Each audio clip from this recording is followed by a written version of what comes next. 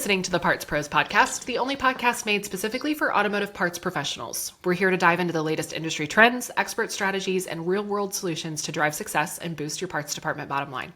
Hi, I'm your host. I'm Amanda Poe, an automotive marketing expert with more than a decade of experience helping dealerships drive growth in the ever-evolving digital landscape.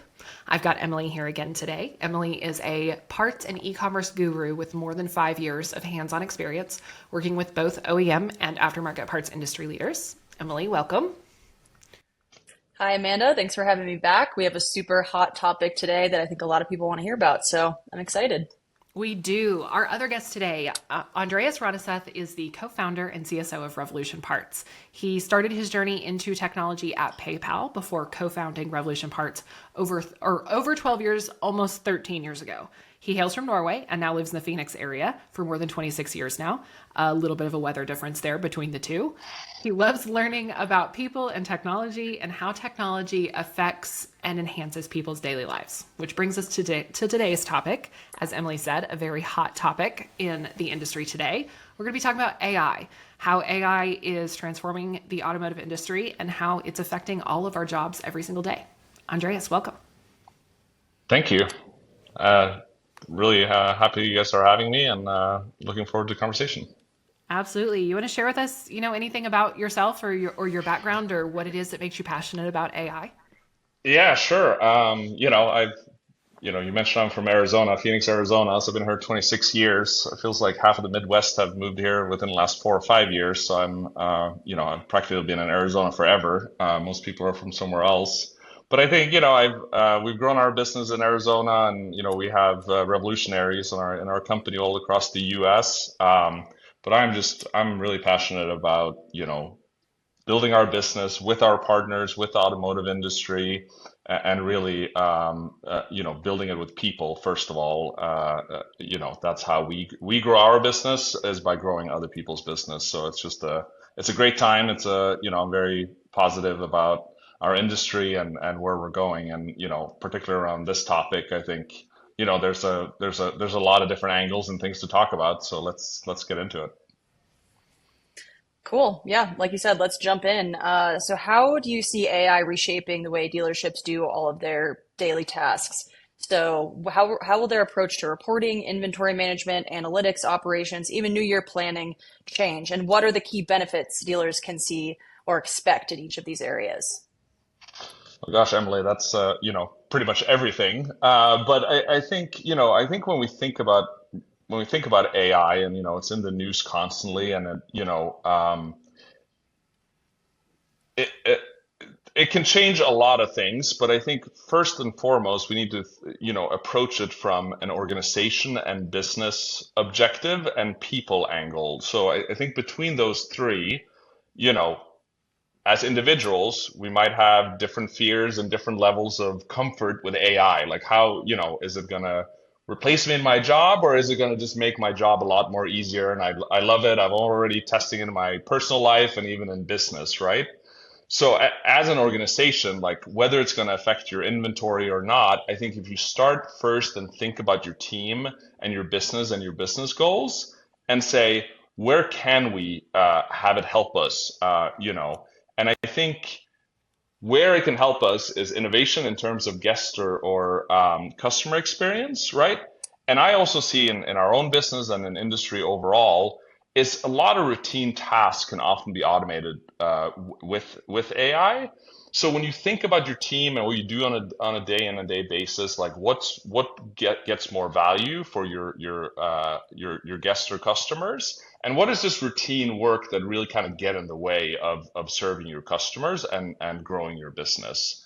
And then when you think about your people and perhaps their fear about adopting something, because when you think about doing something new within the organization, getting people's buy-in and getting them excited about what you're doing, it's probably more important than just saying we're implementing this and I'm pushing it on you and having sort of the organization pushing back at you because they don't understand or they're fearful or they don't understand what your motivation is and why you're doing that, right? So I think by thinking about team, we really want to think about how can we serve more sales per month with the same number of people. We still need to grow the business. That's our goal. How can we do that? How can we use the modern tools of AI to help us do that? And I think you'll have a much higher success of saying, how do I now get the benefits?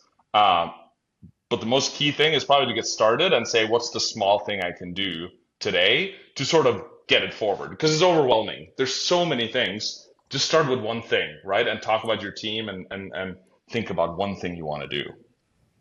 I think that's a great I'm point. glad you. I don't know about you, Emily, but a few years ago, I was a little scared. I was thinking AI was coming for my job. But now I see AI more as a tool that enhances my ability to be successful, not as a risk to my job. And I think the thing that I love the point that you put that whenever you're working with AI, it's on the computer, right? How many Yeah. parts managers have we talked to that hate that aspect of their job? They're like, I sit on my computer for 30 hours a week. I used to pack orders, talk to customers, answer phone calls, deal with my employees. Like, I didn't get into this job so I could sit on a computer for 40 hours a week. And I think the thing I love the most about AI for our parts managers that we're talking to is that it's going to decrease the amount of time you have to spend on your computer. Yeah, it gives them their time back, kind of. And I think, especially for parts managers, it's going to intrinsically change their role in the dealership, from task manager, order taker to, okay, now I can play a strategy role in the growth of the dealership as a whole, which I think is just so cool. Gives a cool opportunity to that, little section of the dealership there where now I'm a salesperson. I have control over my revenue center now. I think it's awesome. Which That's is right. crazy to me because I feel the exact opposite. If somebody said, go be a salesperson, go answer the phone, go have conversations with people and get off the computer, I'd be like, no, sir. Sign me up for the computer job. That's what I do for a living because that's what I love. But parts managers are the exact opposite. I talk to so many of these people and they love the customer service aspect. They love packing parts. They love, getting their hands dirty and actually getting involved in the business, not sitting on a computer all day. Yeah, and I think if I get like a bit personal for a moment, like go 18 months back, right? Like I was skeptical about certain things. Like this feels wrong. Like I'm not sure. I'm not sure it can benefit me in any meaningful way necessarily, right?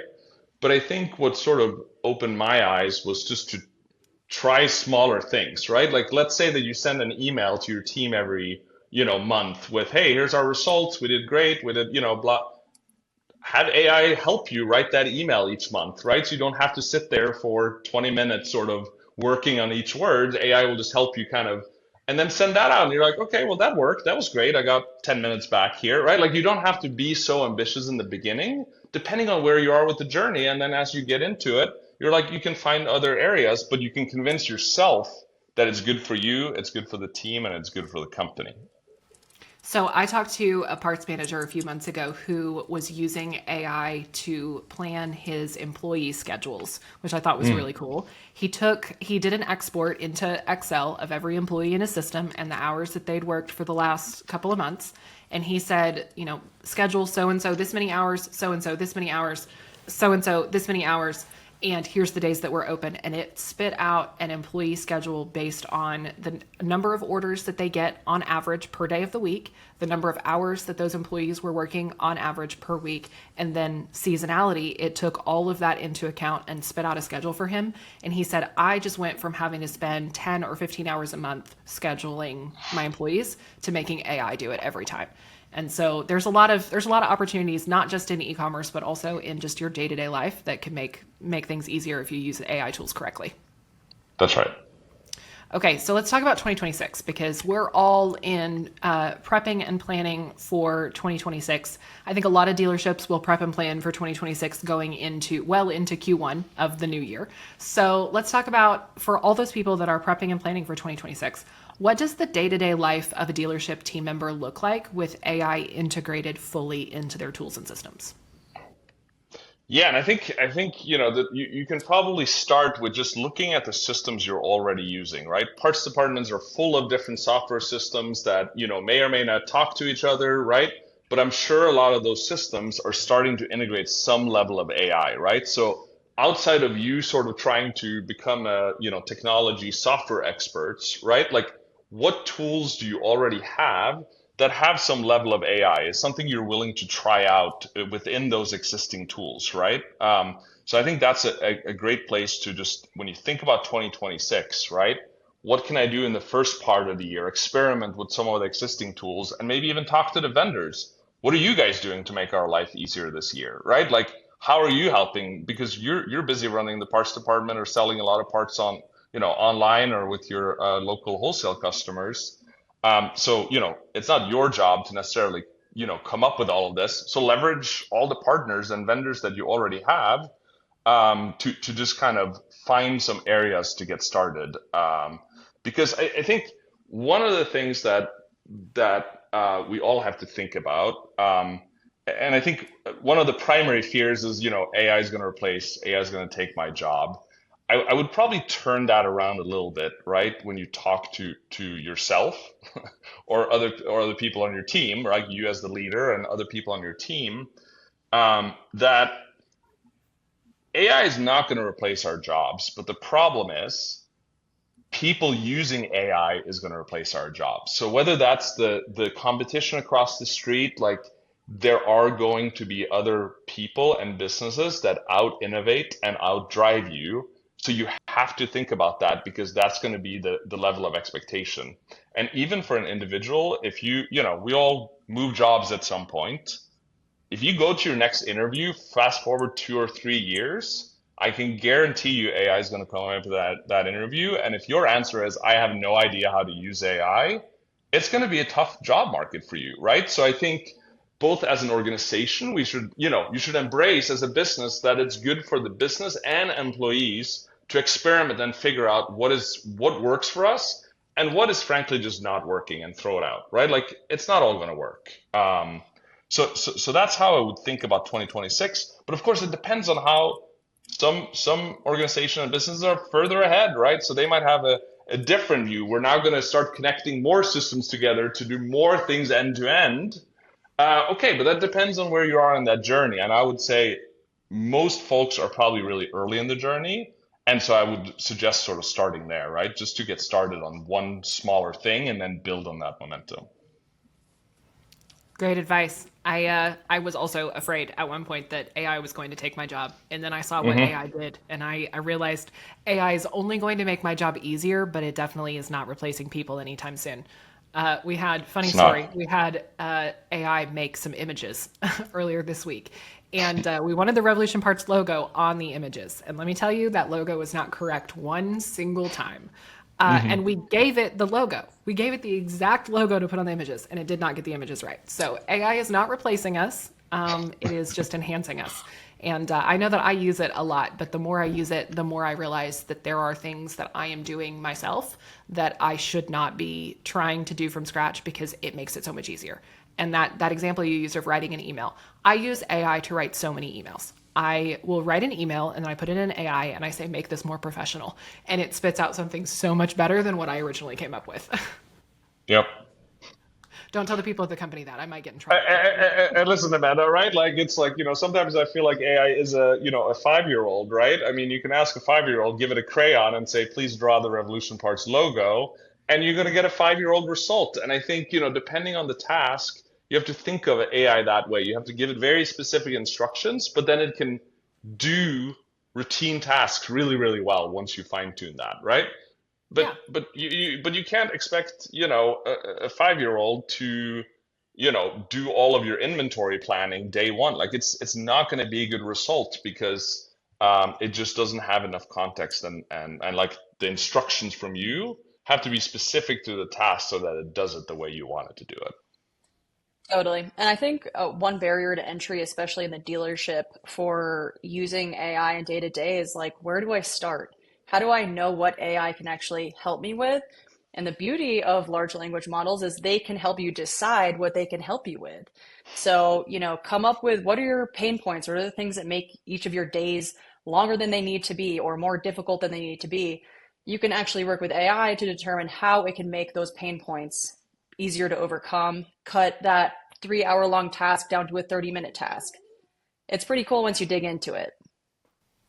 Absolutely. Now, the reason why we're talking about AI today is obviously because Revolution Parts is headed into the world of AI in 2026 and making people's lives easier. I think Revolution Parts has been known since day one as being a solution that does make people's lives a lot easier, especially people in the parts department. So, share with us some of what Revolution Parts is doing going into 2026 with AI and how it will support both OEM and aftermarket sellers in growing their online parts business. Yeah, no, great question. And I think, building on what we've kind of talked about, and, I think we're taking a look at in our product, right, in our platform, what are some of those routine tasks that, essentially we are as a company and platform asking every parts department or every counter person, right, to to do every day within our platform, right? Can we start to build some of those tools that will do those routine tasks and still give the control to the parts department to say, hey, a new order comes in, right? Like what fraud levels do we look at? What do we look at before we send it to the warehouse and fulfill that order? That could be one example where AI could take your business rules and implement them consistently without someone coming in the morning and spending half an hour going through all of the orders that came in overnight. So imagine that as an example, right? And I think, the way we're thinking about sort of rolling this out is really partnering with our customers to say like where would you like to see help in this area, and like we don't want to take away control, so perhaps it could just start out by suggesting, hey, this is what I would do you want to do what I'm suggesting, or do you want to tweak and do it yourself, right? So that can build confidence with our customers that, hey, this is something I want to adopt because it is right when I do it right. So that's one area. I think routine tasks as a seller, right? And then I think a huge area and it is, your buyers and their journey on how they find and locate the right parts, right? In their daily lives, customers are getting exposed to more and more AI, more ability to just ask questions and get answers and not sort of searching and clicking around, right? If you use Google, right, more and more they just give you an answer on the top of the page. I'm not clicking into three or four and doing my own research, right? Because AI already did the research for me. Just do these things.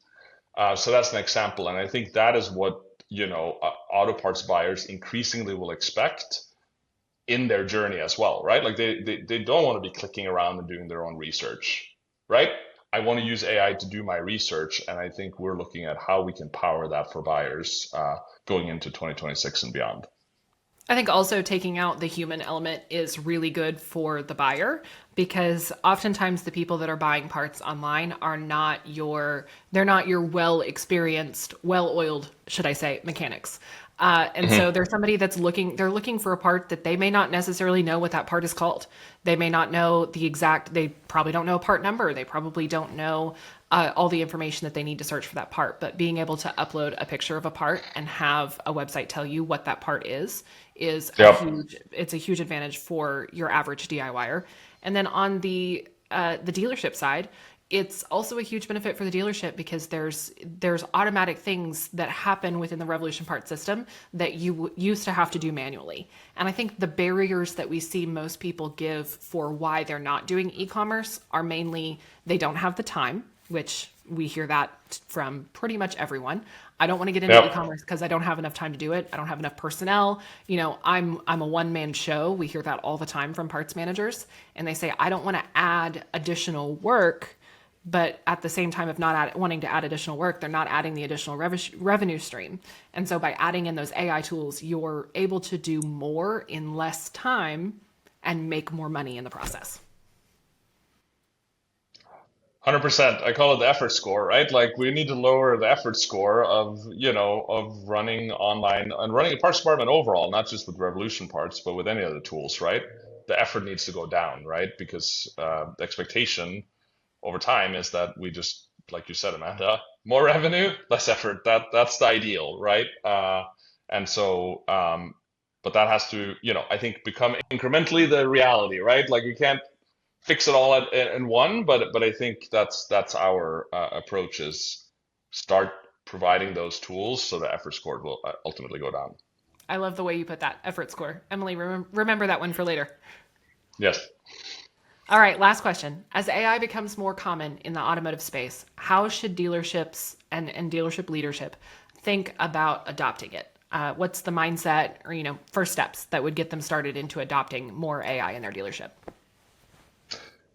Yeah, I think, I think it starts with the leader, the GM, the dealer principal, right? Has to set the tone for the organization on how we want to innovate, right? And in practice, how we're now going to do that. Because I think most organizations, they start thinking about AI, they probably start thinking about, data security and issues around, can I share this information, this lead information, for example, or other things with AI? Is that okay? Like what, so there's some concerns like that I think the leadership really has kind of, to set the vision and, on how you want to enable organization, the dealership or the organization and business to do those things, right? Because without that leadership, I think what might happen is different teams will adopt different things at different times, and you'll sort of lose control in a way of what's going on within your own organization. And you don't want to you certainly don't want to lose any data or have data leak out or anything like that, right? So take care of those things.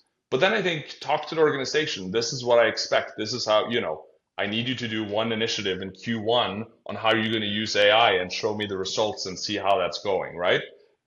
Because everyone, like I said, everyone is at a different, how accepting we are and where we are. And so, different teams and different individual functional leaders might have a different view of how much they should be doing or not doing. So my experience is you have to sort of set the pace and help people understand, but then talk to people, right? Like just like we kind of some of the things we've talked about here. It's important for your career that you think about this. It's important for the business because we need to innovate. We need to provide a better guest experience. We need to be able to serve our customers better. And if we're mired in, running the business instead of working on the business, right? Like we don't have the right focus. We're not going to win as individuals and we're not going to win as a business. So I think, it needs to be beneficial for the individuals and it needs to be beneficial for the organization as a whole. And then I think you're on a good path to start to go on that journey of basically learning as an organization and as individuals.